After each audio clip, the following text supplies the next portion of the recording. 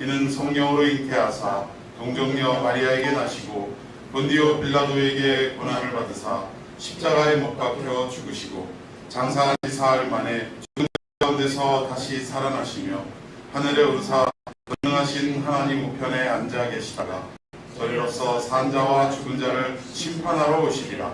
성령을 믿사오며 거룩한 공예와 성도와 서로 교통하는 것과 죄를 사하여 주시는 것과 몸이 다시 사는 것과 영원히 사는 것을 믿사옵나이다. 우리 삶의 모든 행동이 주님 안에 있음을 고백하며 이 찬양을 드리겠습니다. 내 모든 삶의 행동 주 안에.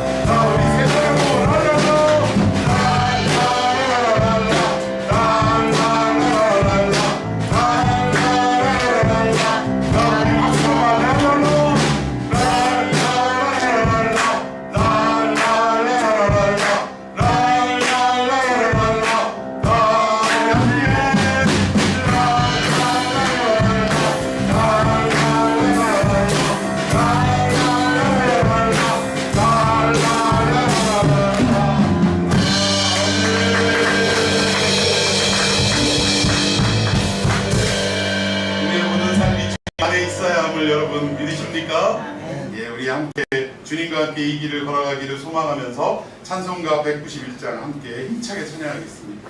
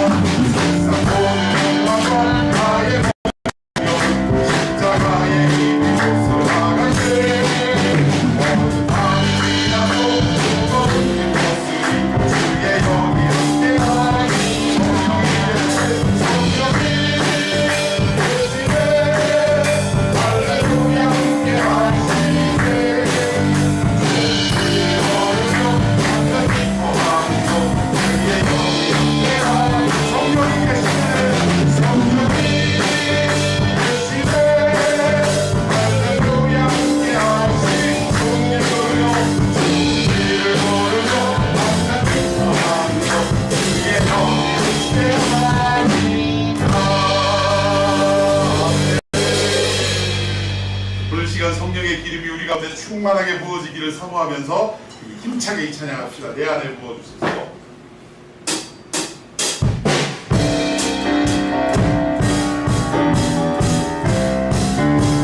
내 안에 부어주소서. 내 안에 부어주소서. 성령의 충만한 기름을 내 안에 충만케 하소서. 성령의 기름 다시 한번 내 안에 부어주소서. 성령의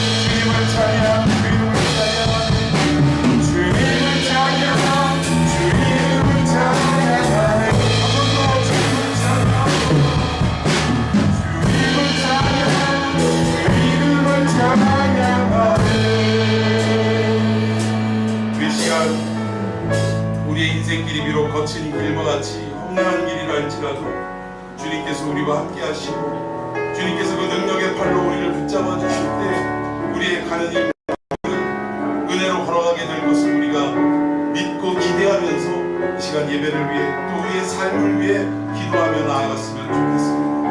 하나님, 내 모든 인생길 위에 함께하여 주시고 동행하여 주시고 내 손을 꼭 붙잡고 이 길을 함께 걸어가는 이 시간이 되게 하여 주시고 이 예배 가운데 성령께서 함께하여 주셔서 놀랍게 기름 부으시는 이 잔치가 될 수 있도록 하나님 역사해달라고 우리 주님의 이름을 뜨겁게 부르며 함께 기도합니다. 주여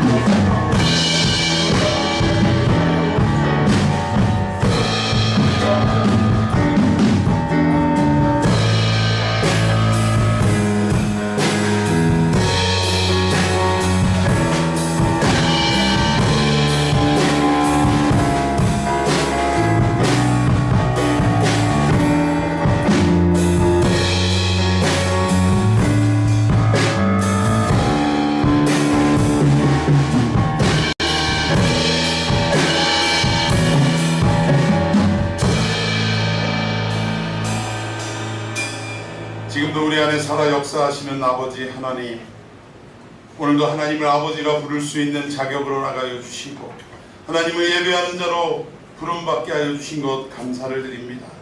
우리의 지난 한 주간을 살펴볼 때 죄 많고 허물 많은 인생이지만 그럼에도 불구하고 오늘 십자가를 의지하여 그래도 오늘 내 삶엔 예수님이 필요합니다. 오늘도 내 인생 가운데 십자가가 필요합니다. 이러한 고백과 함께 주님 앞에 엎드리오니 엎드린 심령마다 하나님의 크고 넓은 팔로 능력의 팔로 저들을 붙잡으시고 한없는 하늘의 위로가 저들 가운데 임하는 이 예배가 되게 하여 주시옵소서. 오직 우리의 심령이 하늘 아버지께 고정되게 하여 주시고 주님만 높여드리며 주님께만 예배하는 이 시간이 되게 하여 주시옵소서. 감사와 찬양을 드리며 예수님의 이름으로 기도하옵나이다. 아멘. 우리 함께 찬송가 183장 하겠습니다.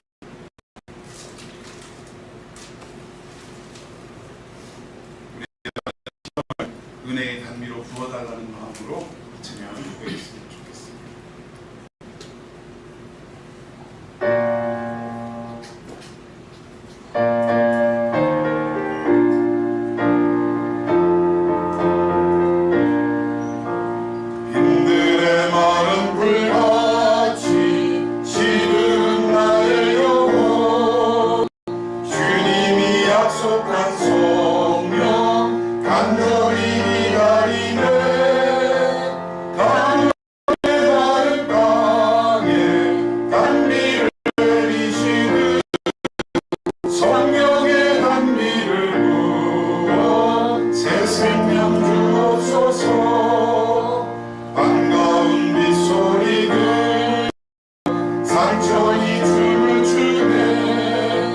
봄비로 내리는 성령 내게도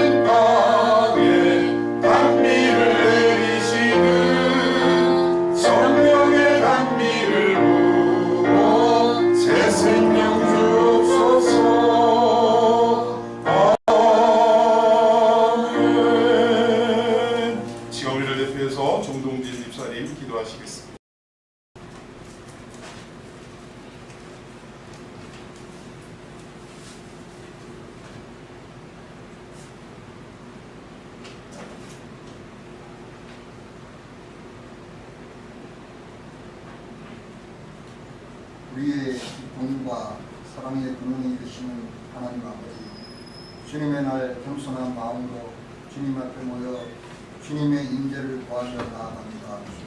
한 주간 우리의 삶을 돌아보면 하나님의 은혜가 아닌 것이 없었고 끝없는 은혜로 베풀어 주신 하나님의 사랑에 감사를 드립니다. 이 시간 주님 앞에 나아가면서 용서하시고 자비를 베푸시고 우리의 죄를 고백하며 회개하기를 원합니다. 믿음의 길을 걷지 못하고 말씀에 따라 사는 것을 수고했던 저희를 용서해 주시옵소서. 이기적이었던 삶의 방식을 버리고 주님과 같이 나아가고 다른 사람들을 위해 믿음과 사랑으로 삶을 살도록 저희를 용서하여 주시옵소서. 죄악된 저희를 용서해 주시고 마음을 새롭게 하셔서 주님을 진심으로 사랑하고 그 사랑을 주변 사람들에게 전할 수 있도록 힘을 허락하여 주시옵소서. 하나님께서 이곳에 창평한 교회를 세우실 때 마땅히 교회로서 해야 할 사명을 주신 줄 믿습니다. 하나님의 뜻에 따라 세워진 주님의 교회가 견고한 죄악의 성들을 무너뜨리는 도구로 사용되기를 원합니다. 우리가 잘 감당하게 하시고 주님의 교회를 진리로 채워주시고 평화와 사랑과 번영이 가득하게 하옵소서. 메마른 이 지역의 견고한 땅 위에 성령의 담비를 내려주시고 옥토와 같은 곳으로 변화되게 하옵소서. 우리 교회가 에셀 나무 길카페를 통하여 뿌리는 복음의 씨앗들이 열매를 맺게 하시고 영광의 빛을 발하게 하여 주옵소서. 성도들이 서로 이해하고 감사주면서 생활할 때 이곳에서 천국의 기쁨을 맛보게 하옵소서. 저희 참 평안교회가 주님께서 쓰시고자 하는 곳에 언제든지 쓰임받는 교회로 사용하여 주옵소서. 6월이면 73년 전 6.25 전쟁으로 이 나라 이 조국을 지켰던 뜻이 우리의 주님의 고귀한 피로 저희들이 죄사함을 받고 하나님의 나라에 들어가는 은혜를 입은 것처럼 오늘 이 나라 대한민국이 누리는 발전과 복지 그리고 무엇보다도 귀한 자유는 우리의 선조들의 피와 땀 그리고 희생으로 이루어진 것임에 감사를 드립니다. 대한민국은 주변 강대국들로부터 끊임없는 침략과 일제강점기 그리고 한국전쟁의 피국 속에서도 우리 민족을 사랑하여 주셔서 독립과 자유, 평화와 번영을 허락하여 주신 하나님께 감사와 찬양을 드립니다. 원조를 받던 나라에서 원조하는 나라로 세계 경제를 주도하는 경제 강국으로 성장하게 하신 하나님의 은혜에도 감사드립니다. 이제 복음으로 다시 영적 부흥을 이루고 세계 열방을 향한 하나님의 뜻을 이루기 위해 더욱 노력하는 나라 되게 하옵소서. 정치적 이념으로 양극화된 이 나라가 속히 통합과 화합의 길로 나아가게 하옵소서. 대통령과 위정자들이 하나님을 경외하고 하나님의 주권을 인정하며 하나님의 능력, 권능과 순복할 앞에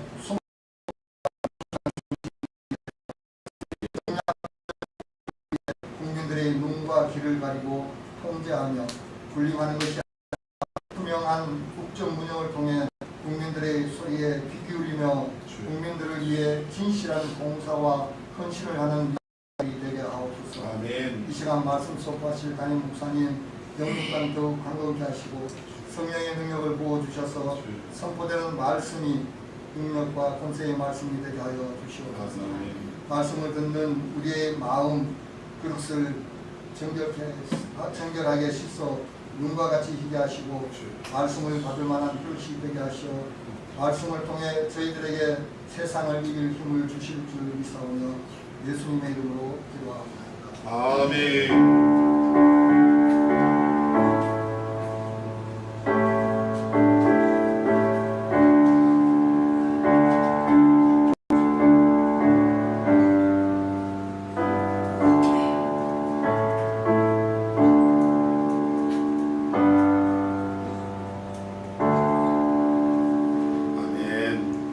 찬송가 50장 부르시면서 드려진 예물을 하나님 앞에 올려드리도록 하겠습니다.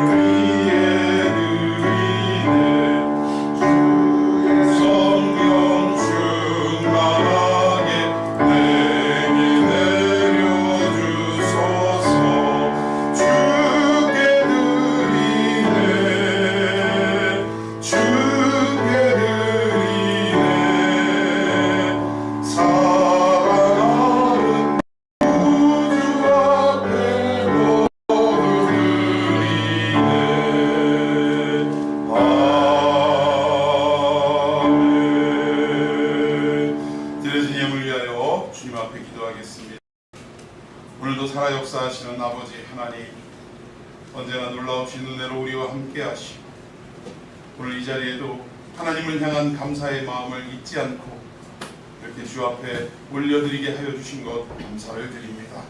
하나님, 인생의 수많은 문제와 사건, 사고 속에 우리는 살아가지만 그럼에도 불구하고 여전히 우리와 함께 하시고 우리의 삶을 붙드시는 하나님을 의지하게 하시니 또한 감사를 드립니다.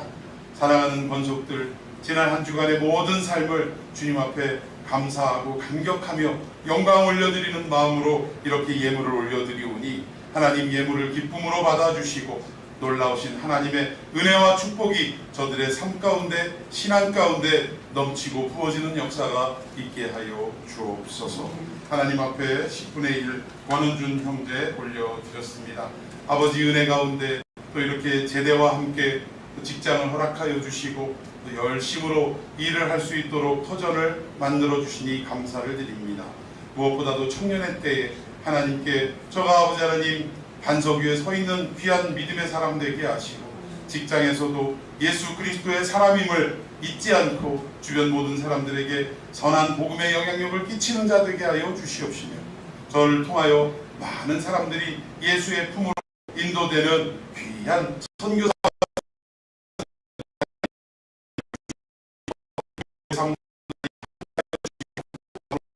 와 여러 가지 인생의 문제를 생각할 때마다, 계획할 때마다 자의로 하지 말게 하여 주시고 하나님의 놀라운 은혜가 저를 붙들고 이끄는 삶이 되게 하여 주옵소서. 하나님 앞에 11조 헌금 정동진 집사님 올려드렸습니다. 하나님, 여러 가지의 삶 가운데 우리 집사님 건강을 붙들어 주시고 또 노년이지만 또 이렇게 공부할 수 있는 길도 열어주시고 또 장래를 다시 한번 은혜 안에서 꿈꿀 수 있도록 하나님 허락하여 주신 것 감사를 드립니다. 아버지 하나님, 인생의 모든 남은 시간을 온전히 주님께 의탁하는 우리 집사님 되게 하여 주시고 지금은 알 수 없지만 참으로 불투명하지만 하나님 은혜 속에서 저의 남은 인생을 다 이끌어 주시고 축복의 길로 인도하여 주실 것을 믿사오니 하나님 능력의 손으로 저를 붙잡아 주시옵시고 은혜 안에 살아가는 삶이 되게 하여 주시옵소서. 하나님 앞에 이영아 집사님 11조 헌금 올려드립니다. 아버지 하나님 허락하신 사업 위에 복을 내리워 주시옵시고 여러 가지 근심과 걱정이 많이 있지만 아버지 하나님 그때마다 하나님이 도움이 되어 주셔서 저의 모든 어려움들이 다 극복되어지게 하여 주시고 문제 많은 삶도 해결되게 하여 주시며 오직 하나님께 영광과 찬송을 올려드리는 우리 집사님 되게 하여 주시며 특별히 사업에 하나님께서 친히 역사하여 주시고 복을 내리워 주셔서 아버지 하나님 많은 사람이 저에게 깃들이는 역사가 있게 하여 주시고 또한 아버지 하나님 협력자들이 많아지게 하여 주셔서 저가 계획하고 기도하며 행하는 모든 일들이 은혜 안에서 하나씩 둘씩 펼쳐져 가고 또 만들어져 가는 놀라운 은혜의 삶이 있게 하여 주시옵소서.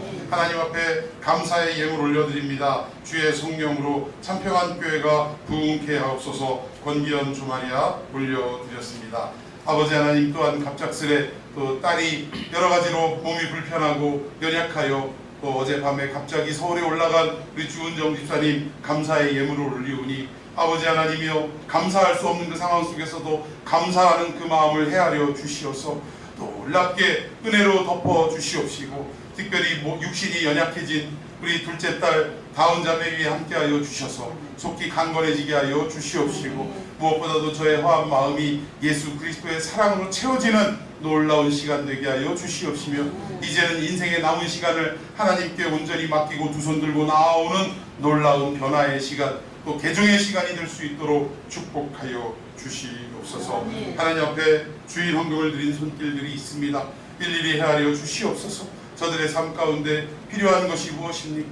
하나님 은혜로 공급하여 주시고 하나님 놀라운 축복으로 저들에게 넘치게 부어 주시어서 저들이 아버지 하나님 하나님을 의지하고 살아가는 모든 상황 가운데 아버지 하나님 때로는 환경이 저희를 힘들게 하고 어렵게 해도 어떠한 상황과 처지 속에서도 하나님만으로 만족하며 하나님만으로 기뻐할 수 있는 우리 성숙한 성도들 되게 하여 주시옵시고 언제나 저들의 처한 자리마다 예수 그리스도의 향기가 발하여지는 놀라운 삶의 자리가 될 수 있도록 은혜 위에 은혜를 더하여 주시옵소서. 감사와 찬양을 드리며 예수님의 이름으로 기도하옵나이다. 아멘.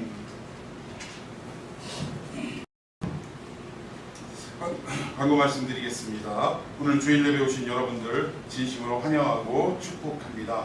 우리 성도들 간에 한 주간 동안 또 여러분들 얼마나 보고 싶으셨어요. 성도들과 함께 교제하는 시간 갖도록 할 때 주 안에서 평안하고 행복하시기 바랍니다. 행복하세요. 이렇게 인사 나누도록 하겠습니다. 우리 함께 교제합니다. 주 안에서 평안하고 행복하세요. 아멘. 여러분들이 복을 빌어준 대로 그대로 될 줄로 믿습니다. 우리 성도들의 삶 속에는 평안이 넘치고 또 그 평안 때문에 행복이 넘치는 삶이 될 줄로 믿습니다. 자, 예배 후에 애찬이 있습니다. 여러분 빠짐없이 다 참여하시고 맛있게 드시면 좋겠습니다. 자, 우리 유튜브에 대전 참평안교회 검색하시면 주일 설교 영상 이제 실황과 또 예배 후에는 업데이트가 되고 주일 오후 찬양 예배도 마찬가지입니다.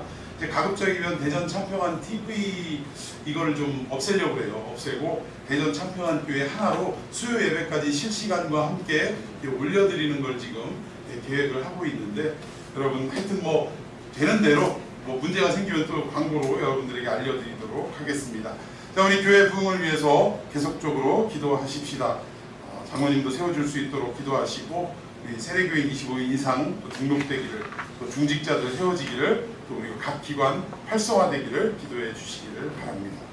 자, 우리 다음 주 7월 2일 주일은 맥주 감사 주일로 드리게 됩니다. 여러분 한 주간 동안 기도하시고 맥주 감사 주일은 사실은 뭐 도심교회에서는 의미를 잘 찾지를 못하더라고요. 왜냐하면 요즘 농사 짓는 사람이 없잖아요. 그래서 뭐 일부는 맥주 감사 주일을 좀 없애야 되지 않냐, 폐해야 되지 않냐, 뭐 이렇게 무용론자들도 있긴 한데 이번 주에 또 맥주 감사 주일을 우리가 농사도 안 지면서도 왜 드려야 하는지에 대해서 말씀을 또 통해서 여러분들에게 전달해 드리는 시간 갖도록 합니다. 또 우리 또 다른 의미로는 상반기 은혜 가운데 잘 지냈잖아요. 어떤 상황이든 하나님의 은혜 가운데 참 축복해 주시고 우리를 이끌어 주셨는데 상반기를 결산하는 마음으로 드리는 또 시간으로 하지 않겠습니까? 여러분 한 기도로 하시기 바랍니다. 자, 우리 돌아오는 토요일입니다. 7월 1일이에요. 10시에 우리 정동진 이현아 집사님 이사한 그 새로운 장막 이사 신방 예배가 있습니다. 여러분들 특별한 일이 없으시면 함께 가서 새롭게 이전한 장막에 축복해 주시고 또 교제 나누는 시간 가졌으면 좋겠습니다.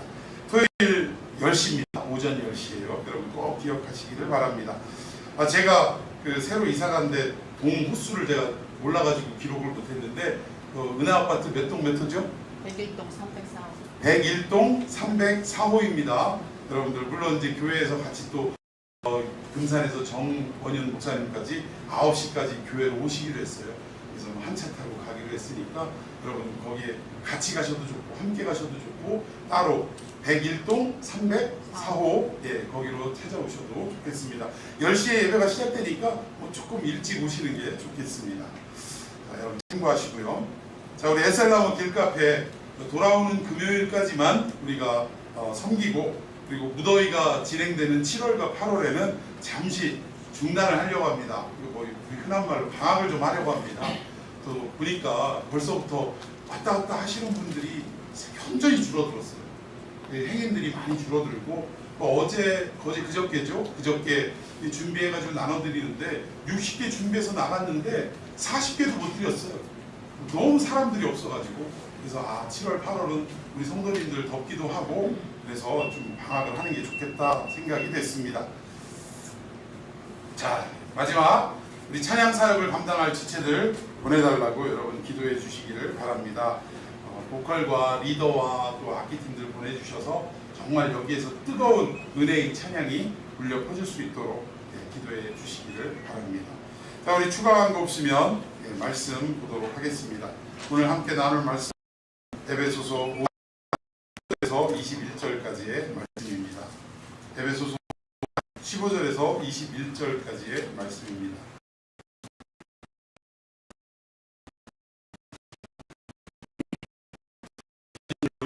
저와 여러분 한 절씩 교독하도록 합니다. 15절 말씀. 그런즉 너희가 어떻게 행할지를 자세히 주의하여 지혜 없는 자 같이 하지 말고 오직 지혜 있는 자 같이 하여 세월을 아끼라 때가 악하니라. 그러므로 어리석은 자가 되지 말고 오직 주의 뜻이 무엇인가 이해하라. 술 취하지 말라. 너는 방탕한 것이니 오직 성령으로 충만함을 받으라. 시와 찬송과 신령한 노래들로 서로 화답하며 너희의 마음으로 주께 노래하며 찬송하며 범사에 우리 주 예수 그리스도의 이름으로 항상 아버지 하나님께 함께 감사하며 있습니다. 그리스도를 경외함으로 피차 복종하라. 아멘. 아멘. 기도하겠습니다.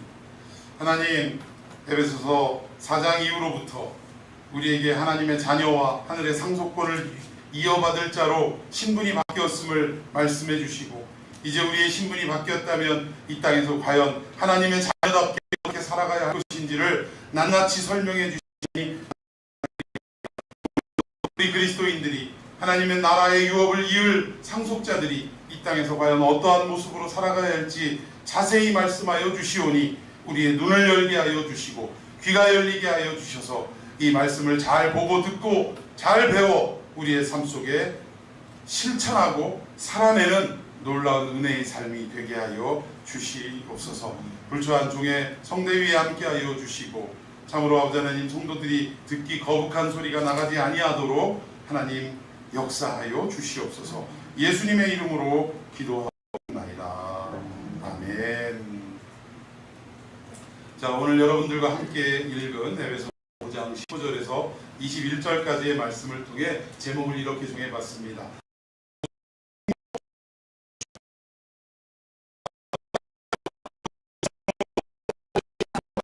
충만함을 받으라. 충만함을 받으라. 여러분, 오늘 이 설교를 통해 여러분의 심령이 오직 성령으로 충만함을 받는 놀라운 은혜의 시간이 되기를 축원해 드리겠습니다. 자, 우리가 방금 제가 기도에서도 언급한 것처럼 에베소서는 크게 두 부분으로 나뉘어지게 됩니다. 에베소서는 1장에서 3장까지는 죄와 허물로 죽었었던 우리들을 예수님의 십자가 보혈로 말미암아 어떤 자리로 올려주셨대요? 그렇죠. 하나님 나라의 유업을 이어받을 그 자리에 앉혀주셨다. 우리가 사도신경 예수님이 부활 승천하셔서 어디에 가셨대요?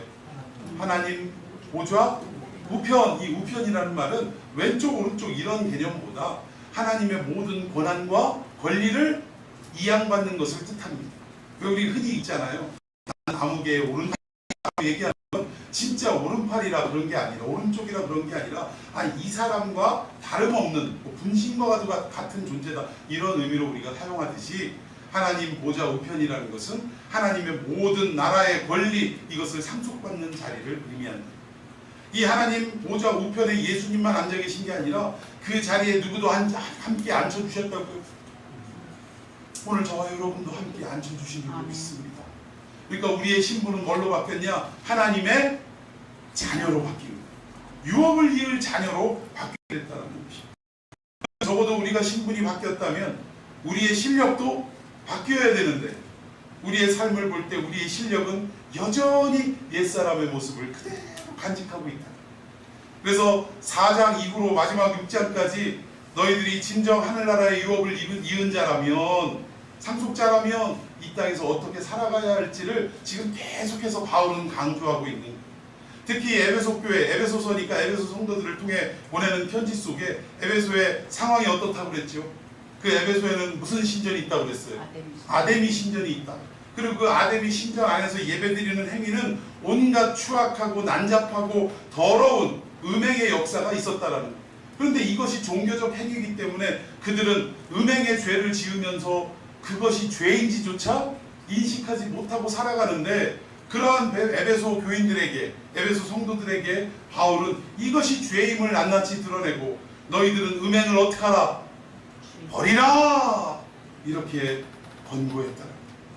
자, 그리고 나서 오늘 계속해서 이제 두 번째 구체적인 메시지입니다. 하나님의 자녀, 상속자가 된 우리들이 이 땅에서 어떻게 살아가야 할 것이냐, 두 번째 메시지인데 오늘 본문 15절을 먼저 읽도록 하겠습니다. 자, 시작! 그런즉 너희가 어떻게 행할지를 자세히 주의하여 지혜 없는 자같이 하지 말고 오직 지혜 있는 자같이 하여. 예, 여기 보니까 너희가 어떻게 행하다라는, 행할지라는 어떤 단어가 나오는데 여기에 행하다라는 단어는 헬라어로 페리파테오라고 합니다. 근데 이것은 뭐 또 움직이는 액션을 말하는 것이 아니라 사실 어떤 의미를 가지고 있냐면 인생길을 걸어가다 또는 인생을 살아가다 또 어떻게 행동하느냐, 인생을 어떻게 행동하느냐 뭐 이런 의미를 가지고 있다라는 거예요. 좀 더 자세히 말하자면 삶을 규정하다, 삶의 시간을 보내다 이런 뜻을 가지고 있다라는 것입니다. 그러니까 여기에서 너희가 어떻게 행할지 이런 거는 뭐 도덕적, 윤리적으로 어떻게 살아갈지 어떤 행동을 할지 이런 의미가 아니라 너희들이 어떠한 가치관을 가지고 어떠한 인생의 질서를 가지고 이 땅에서 가야 하는지를 그 가치관에 대해서 지금 말씀을 하고 있다라는 거예요. 근데 여기에 어떻게 살아갈지 인생의 방향과 인생의 질서를 설명하면서 어떤 형태로 해야 되냐면 자세히 주의해서 그렇게 살아가야 할 것을 말합니다. 자세히 주의하다라고 하는데 주의하지 않으면 어떤 자냐? 여기서 자세히 주의하여 지혜 없는 자 같이 하지 말고 오직 지혜 있는 자 같이 해라 라는데 인생을 어떻게 행동하며 살아가야 할지 구체적인 가치관을 자세히 주의해서 보는 사람은 어떤 사람이라는 거예요? 여기 다음 구절에 지혜가 있는 사람이라는 거예요. 그런데 자세히 내 삶을 돌이켜보고 규정하지 않으면 그 사람은 어떤 사람이라고요? 지혜가 없는 사람이다 라고 성경은 말씀하고 있습니다. 그러니까 우리 인생에 대한 가치관을 즉흥적으로 그냥 젊은 날은 이런 거 많이 있잖아요. 젊은이들은 어떻습니까? 어떠한 문제 앞에 어떤 인생의 어떤 그 뭐 해야 될 일들 앞에 젊은이들은 쉽게 그냥 즉흥적으로 딱 결정하고 그 일을 밀고 갈 때가 많이 있어요. 그러다 보니까 이것을 뭐 젊은이의 특권이라고도 이야기를 하지만 뭐 멋있죠. 젊은이들의 로망 아니겠습니까? 어떤 일 앞에 그냥 막 좌면우고하지 않고 그냥 즉각 결정하고 밀고 나가고 뭐 이게 참 멋있어 보이긴 합니다만 근데 그렇게 인생을 살아가다 보니 뭐도 많아져요? 실수도 많아지죠. 실수도. 근데 우리 나이가 들고 나면 이제 인생을 많이 경험해보고 즉흥적으로 하는 것이 실수가 많고 후회가 생길 수밖에 없구나. 이러한 것들을 경험하고 축적되다 보면 이제 나이 드신 분들은 어떻습니까? 어떤 일이 딱 펼쳐질 때 이 일을 할 것인가 말 것인가에 대해서 한 번 생각하고 두 번 생각하고 세 번 생각하고 그래도 결정을 쉽게 내리지 못하고 또 한 번 생각하고 이게 어른들의 모습 아닐까요? 이게 여기에서 자세히 주의하여 이 말은 뭐냐면 이렇게 여러 번 생각하고 심사숙고해라 이런 뜻인 줄 알았어요 저도. 근데 그런 뜻이 아니더라고요. 근데 어쨌든 뭐 세상의 이치도 여러 가지 좀 삶이 깊어지고 경험이 많아지면 여러 번 생각하고 자세하게 주의해서 살펴보는 게 이런 우리들의 모습인데 아니 그걸 강조하는 줄 알았더니 그 뜻이 아니더라는 것입니다. 그래서 그럼 과연 이게 여기서 주의한다라는 게 그것도 자세히 주의한다라는 게 무엇인가를 봤더니 우리 일찌감치 에베소서 1장으로 좀 돌아갔으면 좋겠습니다. 1장에 보니까 바울이 세 가지의 어떤 사항을 에베소 교인들에게 강조하고 있는데 자 이게 바로 지혜라는 거예요. 지혜. 자 우리 에베소서 1장 17절만 시작. 우리 주 예수 그리스도의 하나님 영광의 아버지께서 지혜와 계시의 영을 너희에게 주사 하나님을 알게 하시고 예, 첫 번째 바울의 권고이며 에베소 교인들을 향한 기도 제목이 뭐였어요? 지혜와 계시의 영을 너희들에게 주셔서 누구를 알게 하라는 거예요. 하나님을 알았으면 좋겠다. 이게 지혜인 줄로 믿습니다. 우리 인생을 살아갈 때 첫 번째 지혜는 뭐냐? 자세히 주의해야 할 그 지혜는 뭐냐? 지혜 있는 자같이 살아라 했는데 지혜가 뭐냐? 첫 번째 우리가 누구를 알아야 된다? 하나님을 아는 게 지혜인 줄로 믿으시기를 바랍니다. 아무리 우리가 똑똑하고 공부를 많이 하고 가방끈 길어도요 그 마음에 누가 없으면 하나님을 아는 지식이 없으면 이 세상의 모든 지혜는 헛되는 거다. 아무리 우리가 공부를 못하고 가방끈 짧아도 누구를 아는 하나님을 아는 지혜가 있어야 한다는 사실입니다. 이게 지혜 중에 지혜예요. 자 우리 18절도 읽어봅시다. 시작. 너희 마음의 눈을 밝히사 그의 부르심의 소망이 무엇이며 성도 안에서 그 기업의 영광의 풍성함이 무엇이며 예, 여기 보니까 두 번째 바울의 권고가 뭐냐? 부르심의 소망이 무엇인지를 너희들이 알았으면 좋겠다. 여러분 하나님께서는 독생성자를 이 땅에 보내셔서 십자가에 달려 죽게 하시고 우리의 모든 죄를 대속하게 하셔서 마침내 우리를 구원하신 줄로 믿습니다. 하나님의 자녀로 불러주신 줄로 믿습니다. 그런데 왜 많고 많은 인생 가운데 나를 불러주셨을까? 여러분 생각한 적 있으세요? 지혜 중에 지혜는 뭐냐? 첫째는 하나님을 아는 게 가장 큰 지혜고, 두 번째는 뭐냐? 나를 왜 구원하셨을까? 나를 왜 하나님의 자녀로 불러주셨을까? 또 나에게 왜 이 일을 맡겨주셨을까? 이 부르심의 의미를 우리가 알아야 한다는 것입니다. 여러분 이것을 놓고 기도하는 여러분들이 되기를 축원해 드리겠습니다. 그리고 하나님이 예수 그리스도를 통해 우리를 공동의 상속자로 불러주셨대요. 그러면 그 기업의 영광의 풍성함이 뭔지를 알아야 된다. 아니 하늘나라의 유업이 어마어마한 걸 우리가 안다면 이 땅에서 돈 많은, 돈 10만 원, 돈 100만 원, 아니 좀 더 크게 우리 화통하게 한번 말해볼까요? 1, 2억 가지고 우리가 아웅다웅 싸우고 막 그냥 목숨 걸고 살아가는 거, 이거 있을 수 있는 일일까요? 없는 일일까요?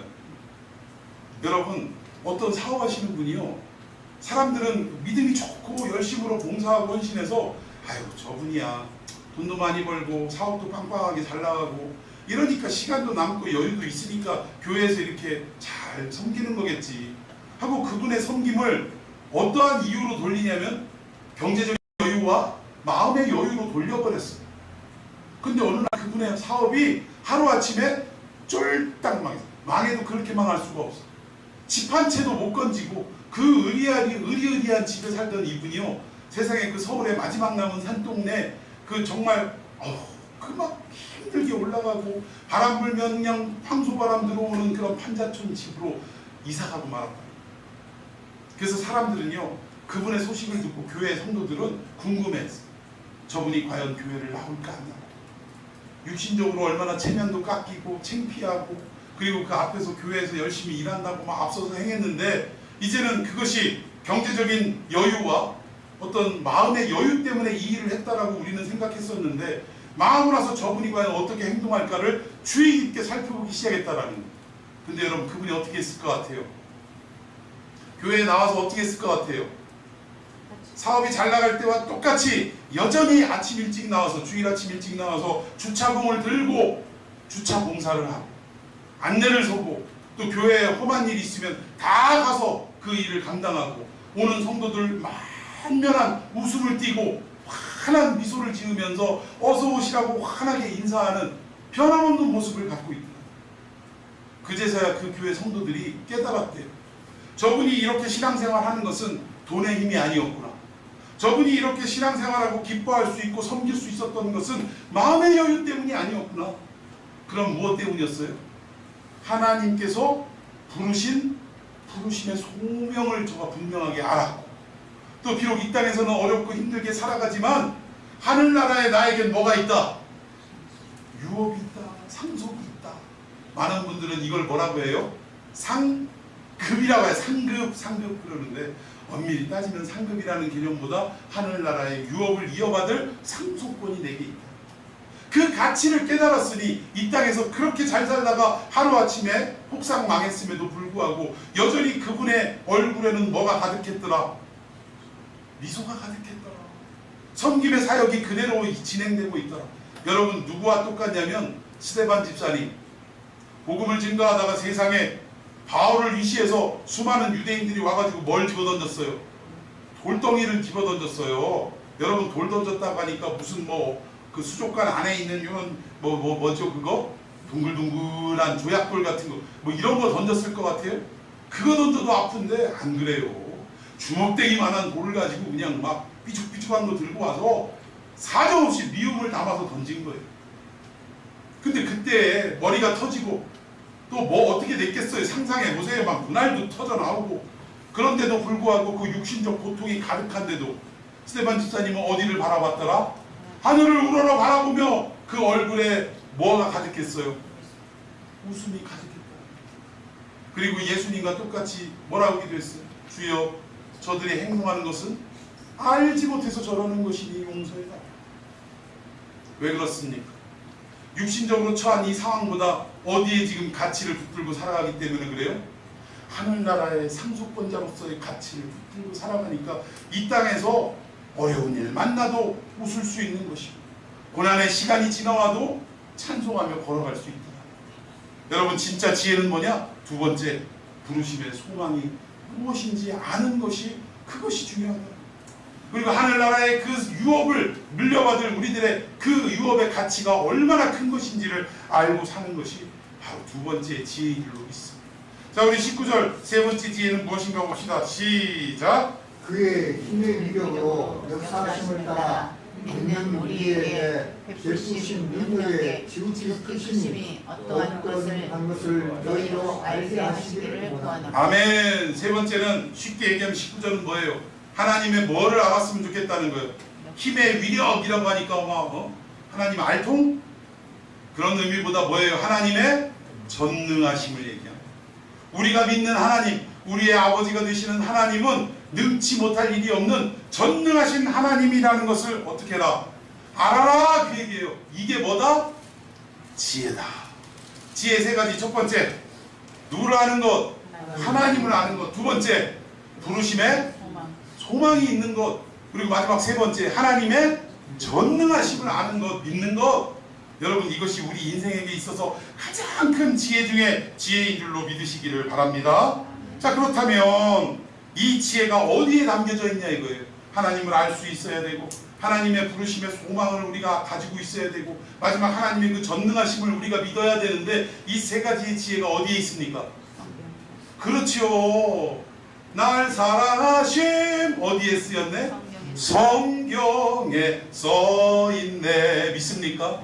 그런데 왜 이렇게 성경들을 안 보시나 모르겠어. 성경 안에 다 있다고 대답은 잘하시는데 왜 이렇게 성경을 안 보세요? 성경을 볼 때 성령께서 우리에게 기름 부어주시고 눈 열어주셔서 하나님을 알게 하시고 여러분을 부르신, 여러분을 구원하신 하나님의 소망이 무엇인지를 알게 하시고 마지막 하나님의 능치 못함이 없는 전능하심을 깨닫게 하실 줄로 믿으시기를 바랍니다. 성경 안에 있을 때 비로소 우리가 하나님을 알 수 있다. 하나님이 어떤 분인지를 우리가 알 수 있다는 거예요. 여러분 마태복음 그 달란트 비율을 보면 5달란트 받은 자, 2달란트 받은 자, 1달란트 받은 자.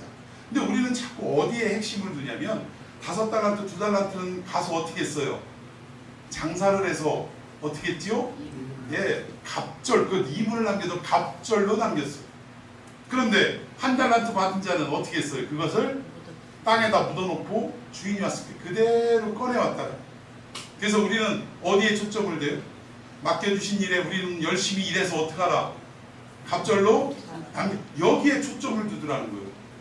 근데 여러분 이 달란트 비유의 초점은 거기에 있질 않아요. 메시지가 거기에 있질 않습니다. 여러분 주인이 5달란트, 2달란트, 1달란트 1달란트라 하니까 아유 겨우 1달란트. 여러분 구약으로 따지면 1달란트 무게는 몇 킬로냐면 34킬로.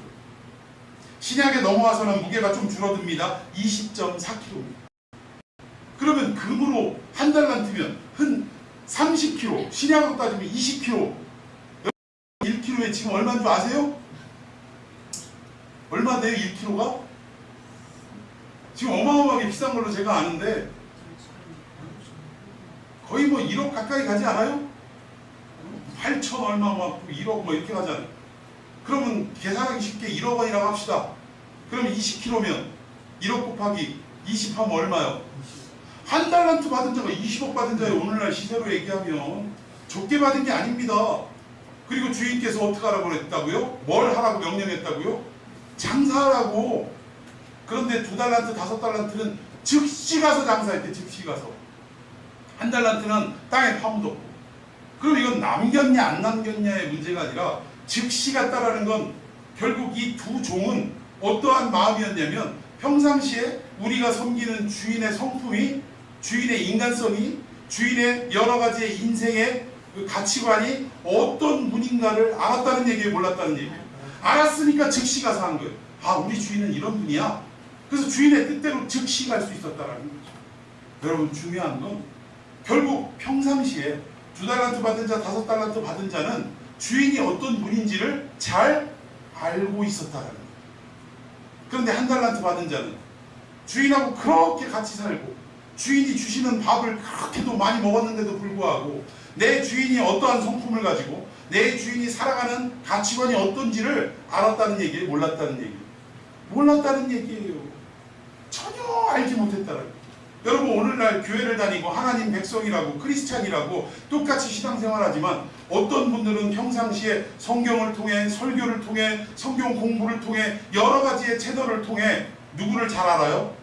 하나님을 잘 알더라니까. 그분이 어떤 분이고 나를 향한 뜻이 무엇인지를 잘 알아. 그분의 전능하심을 잘 알아. 그런데 똑같이 교회 다니고 설교 들었는데도 한 귀로 듣고 한 귀로 흘리니까 이분은 하나님이 어떤 분인지를 성경을 통해 가르쳐 주신 대로 배워야 되는데 자기의 생각으로 하나님은 이런 분일 거야. 아니 그런 분이어야 해. 그러면서 하나님을 그렇게 섬기는 경우가 너무나 많다. 주인이 돌아왔는데 한 달란트 받은 자가 뭐래요? 아 주인님 나는 주인님이 심지 않은 데서 거두고 이런 분이 아닌 거를 저는 압니다. 아 좋은 얘기예요. 들어보세요. 나쁜 얘기가 아닙니다. 그런데 주인의 평상시 가치관은 그런 부분이 아니었다. 야 네가 일하기 싫었으면 차라리 어디에다라도 맡기고 은행에라도 맡겨서 뭐를 받으라고? 이자라도 받았어야 될 거 아니냐. 주인의 가치관을 몰랐던 거예요. 여러분 중요한 것은 달란트 비유에서도 뭐가 더 중요하냐? 주인이 우리를 향하신 뜻이 무엇인지를 주인의 성품이 어떠한 것인지를 아는 것이 중요한 줄로 믿으시기를 바랍니다. 즉시 같다라는 의미가 그런 부분을 포함하고 있다. 평상시 어떤 마음인지를 잘 아니까 그대로 행할 수 있었다라는 것이죠. 그래서 주인을 잘 아는 문제는 우리의 삶 속에 정말 지혜 중에 지혜랍니다. 근데 이 지혜 중에 지혜인 주인을 아는 마음은 언제 형성이 되냐? 언제 형성될 것 같아요? 기도원 가서 형성된다. 손 들어보세요. 부흥회할 때 형성된다. 손 들어보세요. 다 안 드시네. 그러면 평상시에 일상 속에서 형성된다. 손 들어보세요. 아이고 다 안 드는 건 또 뭐예요 그럼? 여러분 하나님을 아는 진정한 지혜는 언제 형성되냐? 어떤 특별하게 막 능력 있는 목사님이 찾아와가지고 거기 집회 참석하면 생기는 게 아니라 여러분 우리 집에서도 자녀들이 무엇 먹고 자라가고 있고 가끔 한 번씩 먹는 저 비싼 레스토랑 가서 스테이크 먹으면 그게 아이들한테 자양분이 되고 뭐 키가 자라가는 어떤 원동력이 되고 그렇던가요? 맨날 먹는 거 왜 그 광고에 애들이 그 농담 삼아 그랬잖아요. 옛날에 김혜자 씨가 그 뭐죠 다시다를 선전할 때 막 애들이 밖에 놀고 있는데 김혜자 씨가 부르잖아요. 영수야 밥 먹어라. 그러니까 막 애들이 놀다 흩어져서 들어가고 하는데 이걸 갖고 애들이 패러디로 뭐라고 했냐면 영수야 밥 먹어라. 그러니까 이제 광고에는 없어요. CF에는 없는데 애들이 이제 웃느라고 장난하더라고. 영수야 밥 먹어라. 그러니까 뭐라고 애가 딱 대답을 하냐면 에이씨 또 된장찌개. 그렇게 뭐 웃으면서 애들이 장난했던 그런 추억이 있습니다. 기억이 있어요. 그런데 여러분 정작 그 아이가 성장하고 자라가고 힘을 공급받고 하는 것은 가끔 가다가 레스토랑 가서 스테이크 먹어서 자라가고 힘이 생기는 게 아니라 늘상 먹는 어머니가 해주시는 뭐? 된장찌개, 김치찌개. 아니 맨 밥에 김치 쪼가리 하나 이게 그 아이를 자라고 성장하게 만드는 원동력이 되더라는 거예요. 여러분 권 목사 설교 길다고 여러분 마음속에 많이 지루하시죠? 근데 여러분 이 길고 긴 설교가 여러분을 자라가게 하는 힘인 줄로 믿습니다. 뭐 특별한 거 아니래도 돼요. 그냥 늘상 듣는 이 해석되어진 강해되어진 이 말씀을 들으면서 알게 모르게 여러분 키 크는 게 눈에 보이는가요? 어느 순간에 보니까 그냥 어이구 이거 쑥 자랐네 이렇게 우리가 표현하지 조금씩 자라가는 거 우리 몰라요. 콩나물 어떻게 자라가는지 눈에 보이는가요? 자라고 나니까 자랐다라고 알지. 그런 것처럼 여러분들 늘상 우리가 성경을 읽고 설교를 듣는 가운데 여러분들의 하나님을 아는 지혜가 자라가는 역사가 있을 줄로 믿으시기를 바랍니다. 자, 아멘 안 하시네? 믿습니다. 여러분 설교 들을 때 집중하셔야 돼요. 아멘 포인트가 어딘지 딱딱 알아야 돼. 그게 중요합니다. 자, 우리 16절 읽어봅시다. 시작. 세월을 남기라 때가 악하니라. 아멘. 여기에 여러분 성경 보시면 이렇게 2번, 3번 이렇게 좀 간주가 써 있습니다. 그리고 그 밑에 풋노트를 보면 때가 악하다라는 건 뭐 때라는 것은 시간이니까 뭐 그건 나중에 하기로 하고요. 다 알 수 있는 부분이니까 세월을 아끼라 이 부분을 좀 설명을 드리고 싶어요. 여기 2번 해놓고 밑에 가니까 해를 해놓고 뭐라고 써 있어요? 기회를 사라. 여기에 세월은 다른 말로 뭐가 돼요? 기회가 된다는 거예요. 그리고 아껴라 라는 말은 어떤 동사로 바뀔 수 있다? 사다, 물건 살 때 사다 이런 말로 바뀔 수가 있다라는 것입니다. 그러니까 여기 보니까 세월을 아끼라가 기회를 사라. 그러면 기회라는 말을 세월로 바뀌면 세월을 아끼라 대신 세월을 사라 라고 해석해도 무방하다라는 것이죠. 자, 그럼 이게 과연 무슨 뜻일까? 세월을 사라는 뜻이, 세월을 아끼라는 것이 무슨 뜻일까? 자, 이 결론에 대해서는 잠시 후로 좀 유보를 하기로 하고요. 먼저 17절 말씀 보도록 하겠습니다. 시작. 그러므로 어리석은 자가 되지 말고 오직 주의 뜻이 무엇인가를 이해하라. 예, 여기 보니까 어리석은 자가 되지 말고, 아까 지혜는 자세히 보는 게 지혜라고 그랬죠. 그리고 이 지혜는 어떤 건가 봤더니 어리석은 자가 되지 말고 오직 뭐를, 주님의 뜻이 무엇인가를 어떻게 하라고요?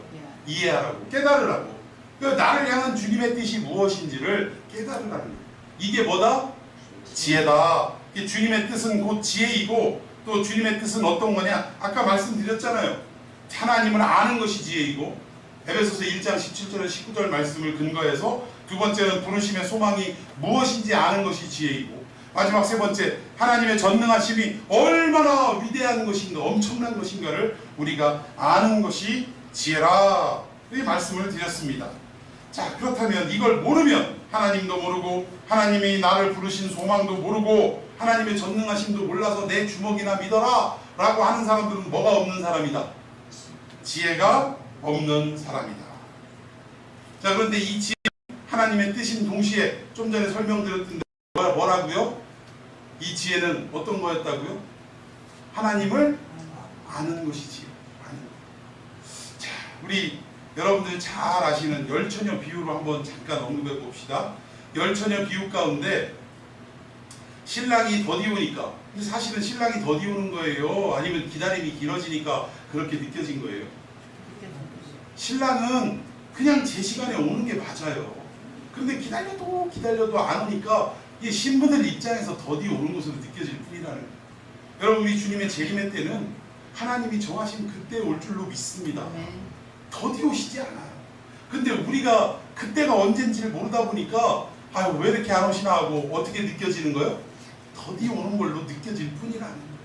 자, 그런데 여기에 열처녀가 더디 옴을 느끼고, 그리고 나서 슬기로운 다섯 처녀는 눈뜨고 있었고 미련한 다섯 처녀는 자고 있었고 그랬나요? 어떻게 됐어요? 어떻게 됐죠?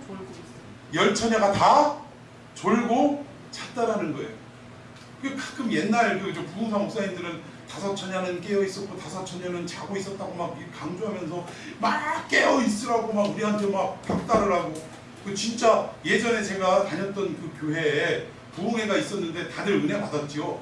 그런데 평상시에 교회 나오시면서도 참 가까이 하기 어려운 나이 드신 원사님 한 분이 있었는데, 그분이 은혜 받고 나서 한 번도 웃지도 않더니만 웃더라고요. 미소가 막 지어지고, 그러다가 몸은 피곤하고, 부흥회가 지속될수록 몸은 피곤하고 하니까 막 깨어있으라는 이 설교를 듣고 세상에 그 부흥 강사님이 얼마나 웃었는지, 지금이야 우리가 찾아보기 어려운 성냥개비 있잖아요. 성냥개비를 막 자기 눈 사이즈에 맞게 부러뜨려가지고 눈이 안 감기고 깨어있어야 된다고 그걸 갖다가 눈에다가 이렇게 딱 거치대로 만들어놔가지고 설교하다 말고 부흥 강사가 깜짝 놀래기도 하고 막 웃음이 터져가지고 그랬던 적이 있어요.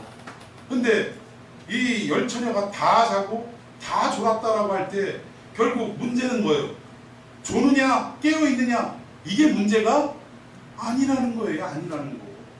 그리고 신랑이 왔다라는 소식과 함께 열처녀가 다 한꺼번에 깨었다라는 거. 그런데 이제 신랑을 맞이하러 뭐를 밝혀야 돼요? 등불을 밝혀야 되는데, 이 등불을 밝히려면 뭐가 준비되어 있어야 되죠? 기름이 준비되어 있어야 돼요. 그런데 안타깝게도 슬기로운 다섯 처녀는 기름을 요즘 말로 만땅으로 준비하고 있었어요. 근데 미련한 다섯 처녀는 기름이 부족했대요. 빌려달라 했더니 나 이거 빌려줄 수가 없으니 마을 어귀에 있는 그 기름집 가서 빨리 사와라. 사러 갔다 오는 사이에 어떻게 된 거예요? 신랑과 5 슬기로운 처녀가 잔치집에 들어가서 문이 닫혀버린 거예요. 자, 그럼 문제는 자느냐 깨어있느냐의 문제가 아니라 뭐의 문제다? 기름을 준비했느냐 안 했느냐의 문제라. 자, 그런데 신랑을 맞이할 이 기름을, 등불을 밝힐 이 기름은 신랑이 올 때 준비하는 거예요? 미리 준비하는 거예요? 이 미리라는 말이 우리의 일상 가운데 준비해야 된다.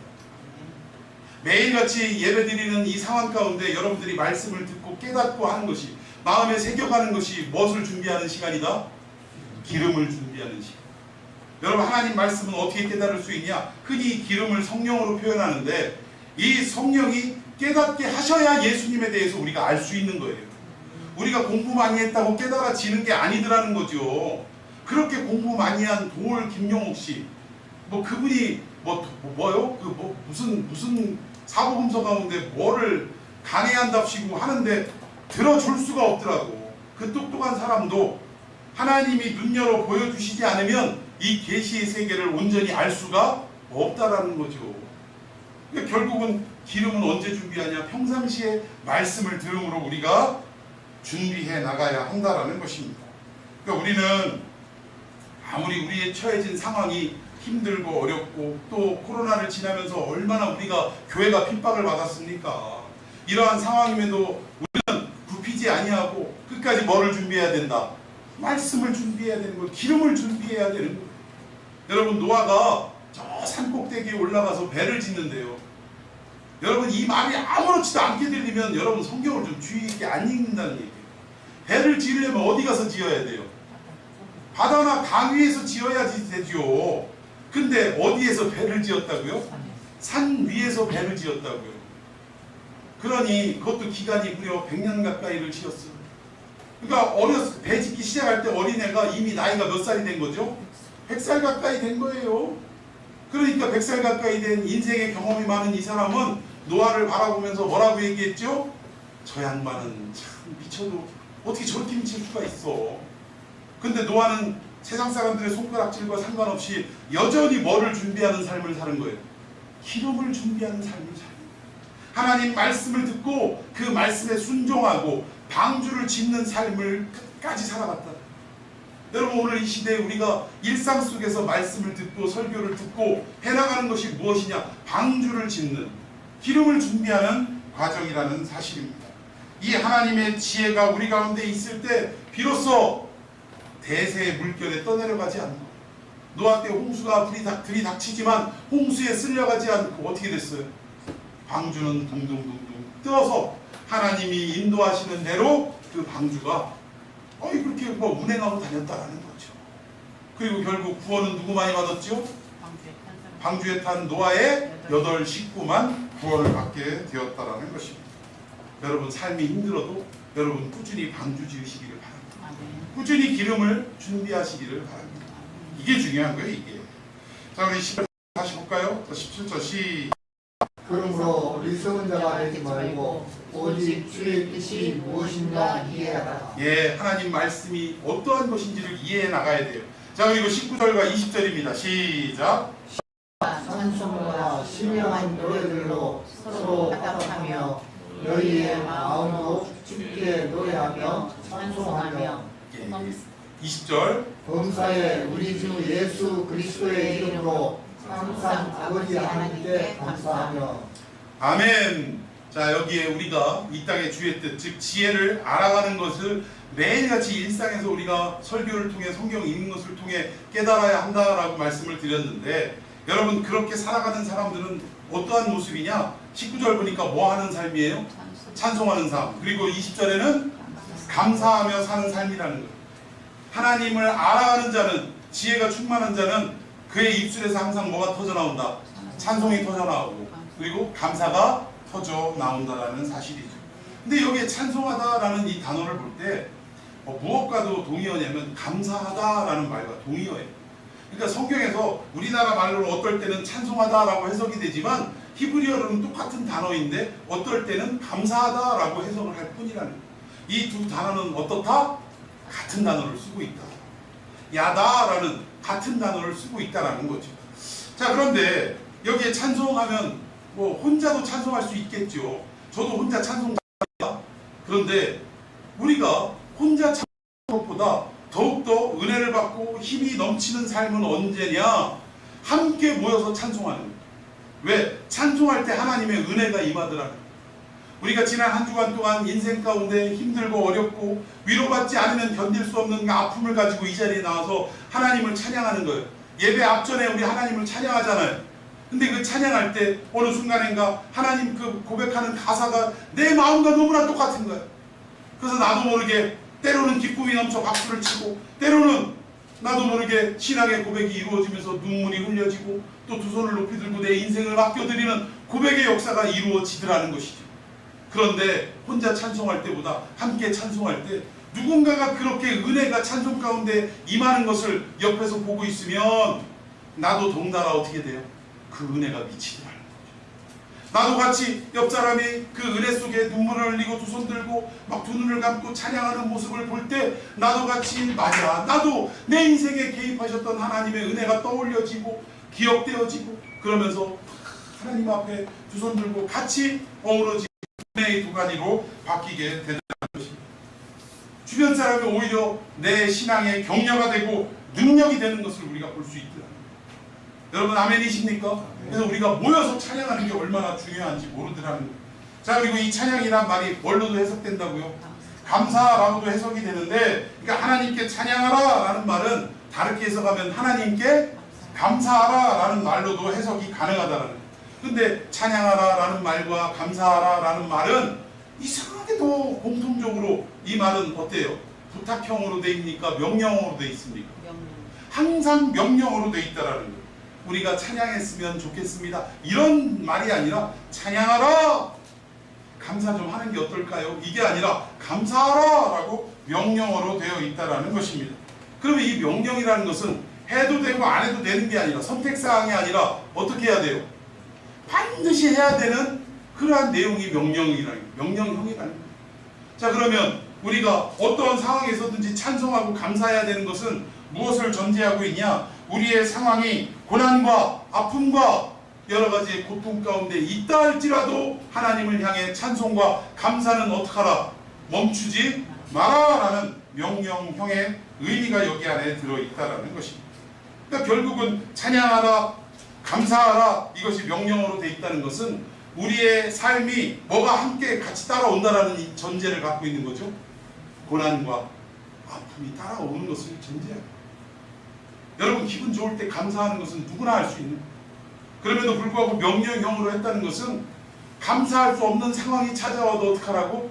감사하라는, 그러니까 우리의 삶에 감사할 수 없는 상황을 전제한 명령어가 감사하라, 찬양하라, 이 단어라는 것입니다. 우리는 어려움 당하면 항상 내가 징벌받는 거 아니에요? 어떤 분이 교통사고, 접촉사고가 났어요. 그런데 와가지고 하는 얘기가, 이거 내가 접촉사고가 난 것은 지난달에 내가 너무 살기가 어려워갖고 뭐를 떼어먹었어? 11조를 떼어먹고 또 주의를 몇 번 떼먹었더니 하나님이 나를 깨닫게 하시려고. 물론 그렇게 받아들이는 것도 은혜 중에 은혜입니다. 재수없어, 이렇게 반응하지 않는 것도 얼마나 은혜냐고요. 그런데 정말 아버지를 안다면, 우리 아버지는 11조 떼어먹었다고 그 11조만큼 아니면 그 이상의 어떠한 징벌과 형벌을 가하는 하나님이 아니라는 거예요. 여러분이 11조 떼어먹을까 걱정이네. 11조 떼어먹으면 하나님은 네 믿음이 왜 그거밖에 되지 않느냐, 아파하시는 거예요. 야, 내 것을 구별해서 네가 드릴 때 너에게 10개를 준 나인데 그 한 개가 내가 준 것이라는 고백으로 11조를 할 때 내가 네 인생 책임지지 않겠느냐. 그러면서 오히려 우리를 향한 어떤 마음이요?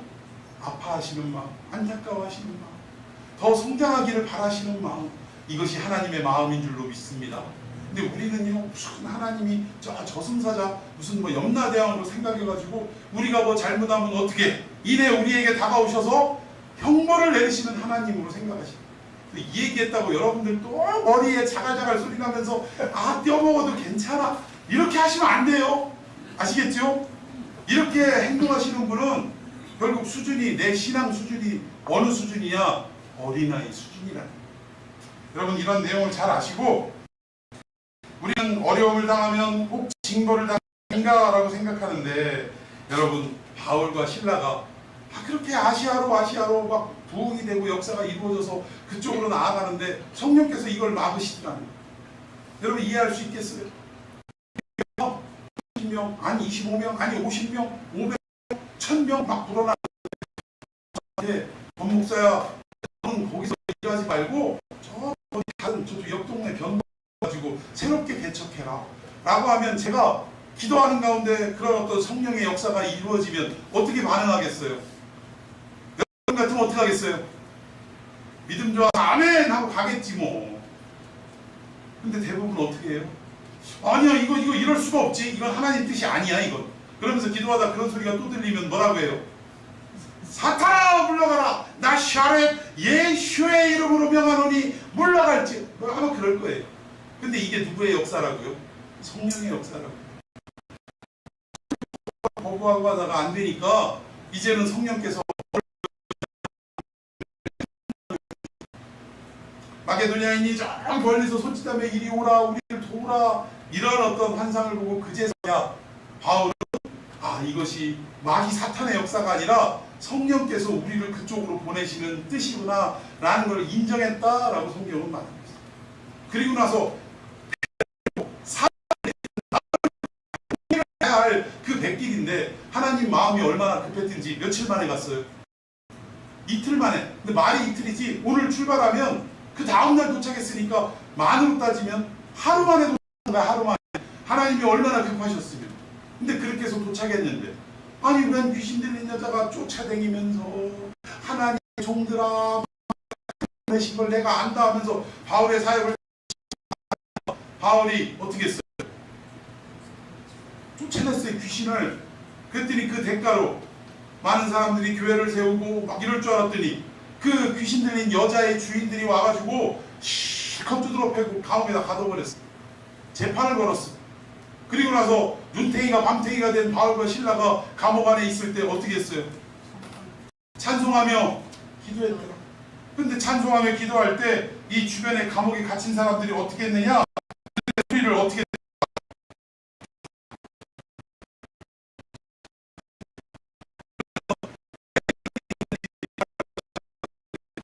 아하, 내가 아무리 이방을 다니지만 나는 가는 곳마다 어디에다 복음을 전했어요? 유대인들에게 복음을 전했어요. 유대인들에게. 가문 회당 찾아가서 유대인 동족에게 그래서 하나님께서 나를 어디로 보내시기를 원하시는 거예요? 이방으로 보내는데 이방의 중심지가 어디예요? 로마 아닙니까? 그때 당시엔 로마의 황제가 통치하던 시대예요. 나를 누구 앞에 세울 아는 거예요.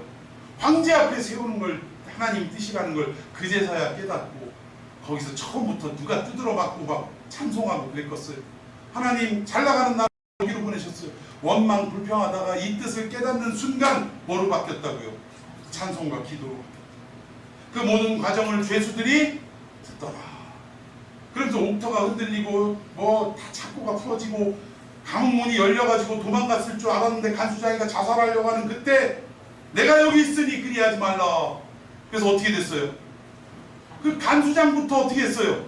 주 예수를 믿으라. 그리하면 너와 내 집이 구원을 얻으리라. 복음을 전파하고 이방인 가운데 구원을 받는 역사가 거기서부터 시작되죠. 이거를 깨닫고 나서야 비로소 바울의 입술에서 찬양이 끊이지 않습니다. 만면한 웃음이 그 미소가 끊이지 않게 되었다라는 사실입니다. 여러분 우리의 삶도 그래야 돼요. 지혜인 하나님을 알아갈 때, 우리를 부르신 소명을 알아갈 때, 또 우리가 하늘나라에서 받을 상급이 얼마나 큰지, 그 상속권이 얼마나 큰지를 알아갈 때, 하나님이 마침내 이 일을 완성시킬 전능하심의 역사가 얼마나 대단한지를 우리가 알아갈 때 때이고 또 뭐 여러가지 또 뭐 빚도 지고 힘들고 어렵고 우리는 왜 이 모양 이 꼴로 살아가냐 라는 삶을 살아가게 될 때도 그 가운데서 우리는 뭐를 생각하면 하나님을 생각하면 뭐가 우리 얼굴에 떠오르는 거예요? 미소가. 입술에서는 뭐가 튀어져 나오는 거예요? 찬송이. 그리고 우리의 고백에 감사가 올려지는 거예요. 어려워도 감사.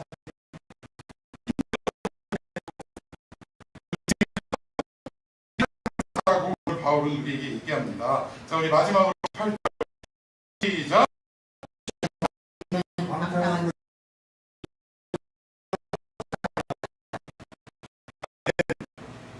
여기는 두 가지의 내용을 지금 대조하고 있네요. 하나는 술 취하다, 충만함, 이 두 가지를 대조하고 있어요. 근데 술 취한 건 뭐 하는 거래요? 방탕하는 거래요. 그러면 성령에 충만한 건 뭐 은혜로운 거겠죠. 근데 이 두 가지를 전혀 의미가 다른 내용을 왜 대조했을까? 술 취함과 성령 충만이 어떻게 대조가 될까? 여러분, 여기서 나오는 술 취하지 말라라는 건 우리가 알고 있는 그 술일 수도 있습니다. 여러분, 사람이 술을 많이 먹게 되면 어떻게 돼요? 누구의 지배를 받죠? 술의 지배를 받습니다. 우리 그런 얘기 있잖아요. 처음에 사람이 술을 먹고 또 더 마시면 술이 술을 먹고 나중엔 술이 사람을 먹는다. 이 얘기는 뭐냐면 술이 지배하는 대로 우리 인생이 따라간다, 그 얘기예요. 진짜 술도 그런 것인데, 근데 이게 뭐냐? 방탕한 거래요. 방탕하다는 말은 막 술 먹고 노름하고 막 못된 그냥 음란한 짓 하고, 이게 방탕이 아니라 여기서의 방탕은 어떤 의미냐면 낭비하다라는 뜻이에요. 낭비하다, 허비하다, 이런 뜻이에요. 그러면 우리가 술 취하는 것은 뭐 하는 거예요? 시간을 허비하고 낭비하는 거다, 이 얘기. 그러면 그런 의미로 받아들일 때 술 취하다는 것은 정말로 우리가 술에 취해서 이리 비틀 저리 비틀하고 술이 시키는 대로 막 헛소리 짓거리면서 실수해가면서 살아가는 것, 이것을 의미할 수도 있지만, 이 술이 갖는 더 큰 의미는 뭐예요? 이 세상을 말합니다. 하나님이 아닌 이 세상이 지배하는 대로 지배당하지 말라, 이 얘기입니다. 그렇게 살아가는 것은 뭐다? 시간을 낭비하고 허비하는 것이다. 그러니 오히려 오로지 너희들의 모든 삶은 어떻게 하라? 누구에게 지배받아라? 여기 성령으로 충만하라는 말이 성령께만 지배받아라, 그 얘기. 술 취하다는 정말 술을 얘기한다는 것도 포함을 한 이 세상 구조와 세상의 가치의 대세라는 개념에 너희들이 지배당하지 말라, 이 얘기예요. 오직 우리는 누구에게만 지배를 받아야 한다? 성령께만 지배를 당하는 삶을 살아야 한다. 즉 우리 인생의 주도권을 세상에 내어주지 말고, 너도 나도 다 이렇게 사는데 나도 이렇게 살면 어때? 라는 그런 모습으로 살아가지 말고, 우리의 모든 삶의 주도권을 누구에게? 성령께 내어 맡기는 삶이 되라. 힘들다고 인간적 방법으로 어떻게든 해결해 보려고 하는 것보단 어려움을 만날 때 우리는 성령께 의탁하고 의지하는 삶을 살아가야 합니다. 살든지 죽든지 성령께서 행하시는 대로 순종하게 하옵소서. 이것이 그리스도인 하늘나라의 상속을 받은 우리 이 땅에서 살아가야 할 삶의 모습이라는 사실. 성경에서는요, 술 취하며 방탕하는 모든 것들이 결국 하나님의 지배를 받지 않는 모든 인생은 무슨 인생? 낭비하는 인생, 방탕한 인생, 허비하는 인생으로 규정하고 있다라는 거예요. 이렇게 살면 결국 우리가 나이 60, 70 먹어서 자기 인생을 돌아볼 때 무슨 소리가 나와요?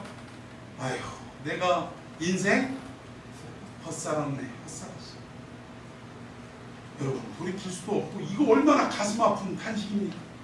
인생 헛살았대, 낭비했대요, 방탕했대요, 허비했답니다. 여러분, 왜 그렇게 결론이 맺어지냐? 하나님이 지배하지 않는 인생은 이렇게 결론 맺어질 수밖에 없기 때문에.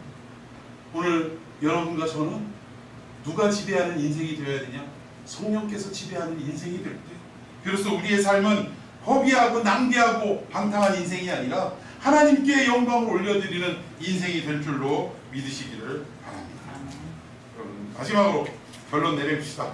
자, 우리 첫 번째 시작. 어떤 인생을 살 것인가 분별하라. 여러분, 어떤 인생 사시겠어요? 성령께 주도권을 맡기는 인생을 살겠습니까? 세상 흐르는 대세에 맡기며 살아가겠습니다. 여러분, 결단하시기를 바랍니다.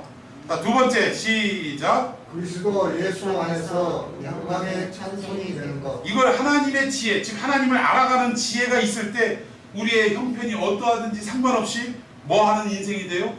찬송하는 인생이 될 수 있다. 자, 셋째 시작. 좋은 말로 긴장감을 가지고 서로 찬송하며 감사하라. 예, 아까 열처녀 비유에 말씀드렸던 것처럼 주님이 더디오다라고 느껴지지만 그 시간 동안 우리가 해야 할 일은 뭐를 준비한다? 기름을 준비하는 거예요. 결국 그것이 어떻게 이루어지냐? 형제들이 한자리에 모여서 찬송하고 감사의 하나님께 영광을 올려드릴 때 우리의 마음에 말씀을 들을 때 우리가 기름이 채워진다라는 거예요. 자, 마지막 네 번째 시작. 우리의 새로운 삶은 바로 성령 충만이다. 믿습니까? 성령 충만한 삶을 살아야 돼요. 충만이라는 말은 지배당한다라는 말이에요. 성령께만 지배당하고 성령께 핸들링 당하는 저와 여러분의 삶이 되기를 예수의 이름으로 축원해 드리겠습니다. 그래서 제목이 뭐라고요? 성령으로 이러한 삶이 되기는 여러분이 되기를 예수님의 이름으로 축원해 드리겠습니다. 자, 우리 찬양 한 곡 합시다. 시간 많이 갔지만 할 건 합시다. 허무한 시절 지날 때 성령이 오셨네 한번 찬양합니다.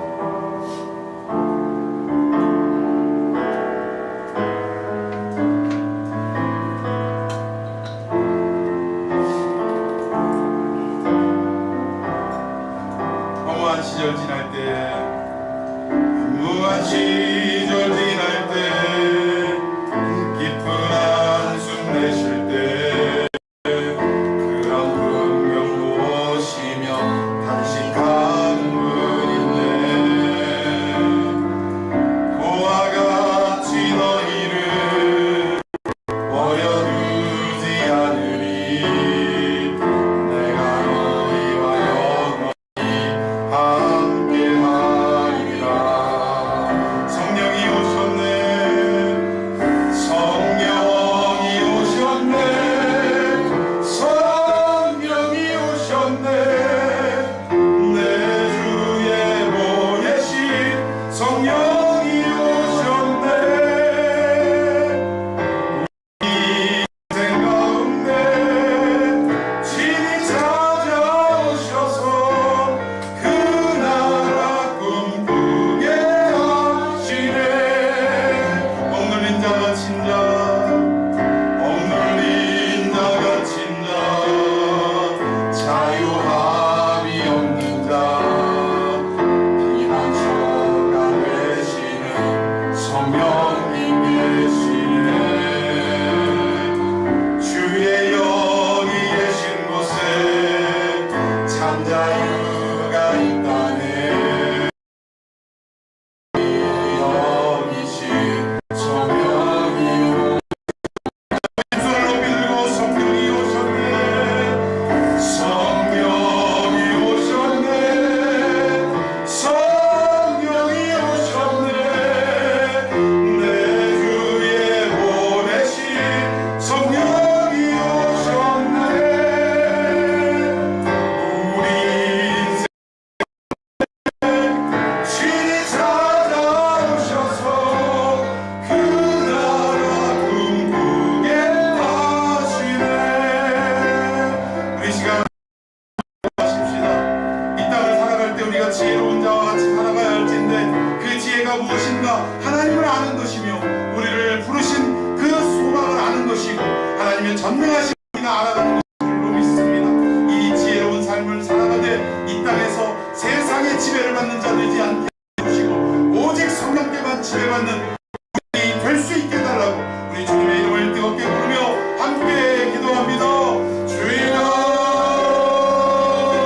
우리 안에 살아 역사하시는 아버지 하나님, 오늘도 놀라우신 은혜와 사랑을 감사드립니다.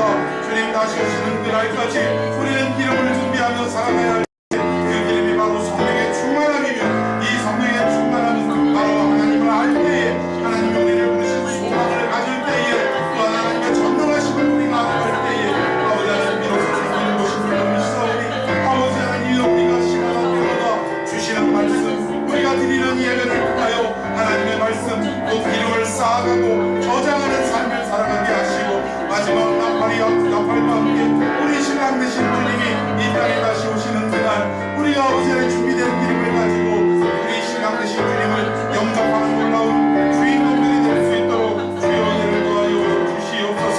이 한 주도 살아갈 때에 저들이 아버지 하나님 지쳐가고 쓰러지는 일 없게 하여 주시고 내일을 이 종말의 긴박감을 가지고 저들이 아버지 하나님 하늘나라의 유업을 생각하고 또 하나 다시 오실 우리 주님을 성도가 기다리며 오늘을 이겨나가는 감사와 찬양으로 이겨나가는 놀라운 성도들이 되게 하여 주시옵소서. 살아 역사하시는 우리 아버지 하나님 은혜를 감사합니다. 오늘 우리가 성령 충만한 삶을 살아야 할 것을 말씀을 통해 가르쳐 주셨사오니 우리가 세상에 지배당하는 방탕하고 허비하는 인생 살아가지 않게 하여 주시고 오직 하나님 말씀에만 지배당하는 성령께만 지배당하는 삶이 되게 하여 주셔서 진정 이 땅에서 우리가 얻어야 할 지혜가 우리 가운데 채워져 가게 하여 주시고 또 시마다 때마다 주시는 말씀으로 우리가 기름을 준비하는 삶을 살아가는 성도들이 되게 하여 주시옵소서. 지금은 우리 구주 예수 그리스도의 은혜와 하나님 아버지의 형언할 수 없는 크신 사랑과 성령님의 교통하심이 오늘 어떠한 상황과 아픔 속에서도 저희들이 찬송을 잊지 않고 또 감사를 멈추지 않는 삶을 살아가기로 결단하는 사랑하는 성도들 머리 위에 뜨거운 저들의 가족들 영원 함께 있을지어다. 아멘.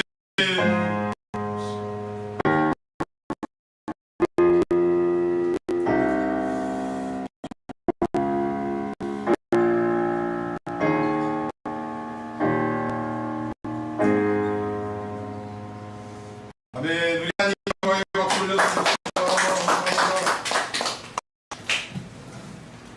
이 시간 성령 충만하시기 바랍니다.